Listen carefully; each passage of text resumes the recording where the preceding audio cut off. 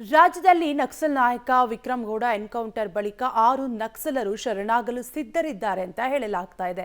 ವನಜಾಕ್ಷಿ, ಮುಂಡಗಾರು ಲತಾ ಸೇರಿದಂತೆ ಒಟ್ಟು 6 ಜನ ಪೊಲೀಸರಿಗೆ ಸರೆಂಡರ್ ಆಗಲು ಸಿದ್ಧರಿದ್ದಾರೆ. ಈ ಕುರಿತ ಡೀಟೇಲ್ಸ್ ಇಲ್ಲಿದೆ. ನಕ್ಸಲ್ ನಾಯಕ ವಿಕ್ರಮ್ ಗೌಡ ಎನ್ಕೌಂಟರ್ ವಿಚಾರ.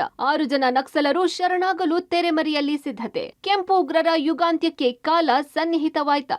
ಆಲ್ಮೋಸ್ಟ್ 2014ರ ಬಳಿಕ ಕಾಫಿನಾಡ ಕಾಡಲ್ಲಿ ಕೆಂಪು ಉಗ್ರರ ಹೆಜ್ಜೆ ಗುರುತು ಕಂಡಿರಲಿಲ್ಲ. ಪೊಲೀಸರ ಗುಂಡಿನ ಸದ್ದು ಕೇಳಿರ್ಲಿಲ್ಲ. ಆದರೆ 3-4 ತಿಂಗಳ ಹಿಂದೆ ನಕ್ಸಲರ ಹೆಜ್ಜೆ ಗುರುತು ಕಂಡಿತ್ತು. ಪೊಲೀಸರ ಗುಂಡಿನ ಶಬ್ದವೂ ಕೇಳಿತ್ತು. ಉಡುಪಿ ಕಾಡಲ್ಲಿ ಪೊಲೀಸರ ತುಪಾಕಿ ನಳಿಕೆಯಿಂದ ಹಾರಿದ ಗುಂಡು ವಿಕ್ರಮ್ ಗೌಡನ ಎದೆ ಸೀಳಿತ್ತು.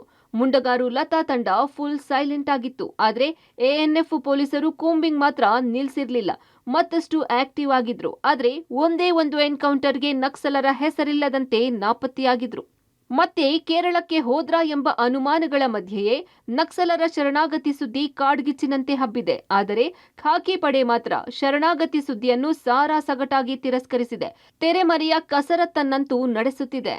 ಇನ್ನು ನಕ್ಸಲರ ಶರಣಾಗತಿಗೆ ಸಿಎಂ ಸಿದ್ದರಾಮಯ್ಯ ಕೂಡ ಗ್ರೀನ್ ಸಿಗ್ನಲ್ ಕೊಟ್ಟಿದ್ರು. ಇದರ ಬೆನ್ನಲ್ಲೇ ಚಿಕ್ಕಮಗಳೂರು ಎಸ್ಪಿ ವಿಕ್ರಮ್ ಅಮಟೆ ಕೂಡ ಅದನ್ನೇ ಪುನರುಚ್ಚರಿಸಿದ್ದರು. ಎಬಿಸಿ ಅಂದ್ರೆ ರಾಜ್ಯದವರು, ಹೊರಗಿನವರು ಮತ್ತು ಸಿಂಪಥೈಸರ್ಸ್ಗಳಿಗೂ ಸ್ಪೆಷಲ್ ಪ್ಯಾಕೇಜ್ ಆಫರ್ ನೀಡಿದ್ರು.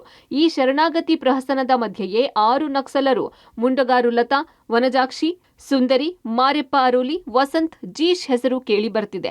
ವಾರದಲ್ಲಿ ಆಗ್ತಾರೋ ತಿಂಗಳಾಗುತ್ತೋ ಆಗೋದೇ ಇಲ್ವೋ ಗೊತ್ತಿಲ್ಲ. ಆದ್ರೆ ಪೊಲೀಸರಿಗೆ ಯಾವುದೇ ಮಾಹಿತಿ ಇಲ್ಲ. ಶಾಂತಿಗಾಗಿ ನಾಗರಿಕ ವೇದಿಕೆ ಸದಸ್ಯರು ಅಥವಾ ಮಲೆನಾಡ ಎಡಪಂಥೀಯ ಮುಖಂಡರು ಸಂಪರ್ಕ ಮಾಡಿರುವ ಸಾಧ್ಯತೆ ಇದೆ. ನಕ್ಸಲರ ಬೇಡಿಕೆಗೆ ಸರ್ಕಾರ ಗ್ರೀನ್ ಸಿಗ್ನಲ್ ಕೂಡ ಕೊಟ್ಟಿದೆಯಂತೆ. ಆದರೆ ಶರಣಾಗತಿಯಾದ ಮೇಲೆ ಆಗಬಹುದಾದ ಕೆಲ ಸಮಸ್ಯೆಗಳನ್ನು ಅರಿತು ಹಿಂದೇಟು ಹಾಕುತ್ತಿದ್ದಾರೆ ಎಂದು ಹೇಳಲಾಗಿದೆ. ಒಟ್ಟಾರೆ ಕರ್ನಾಟಕದಲ್ಲಿ ಇದ್ದದ್ದೇ 8 ನಕ್ಸಲರು.